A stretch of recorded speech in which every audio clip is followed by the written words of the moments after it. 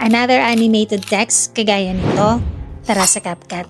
Say this is your project. Tap text, tap add text, add natin ng text. Tap fonts. Pili ka ng font. Tap styles, under text, choose black. Adjust natin ang scale ng text. Adjust natin ang length nito, then export. Tap back, tap the plus sign. Import natin yung clip for this project at yung in-export mong clip earlier. Tap add. Delete na natin ito. Select natin yung text clip natin earlier and look for overlay. Drag natin ito sa unahan ng timeline. Tap back. Tap natin ang balloon na ito para mag-appear ang overlay. Tap splice. Select lighten.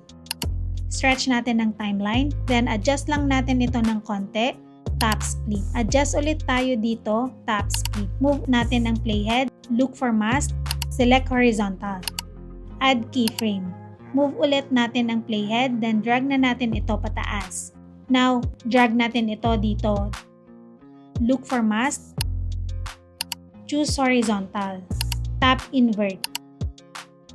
Then move na natin ng playhead sa tapat nito. Then drag na natin itong second overlay na to pababa. Trim lang natin yan.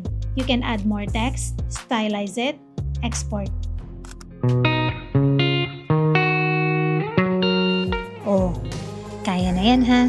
Okay, bye.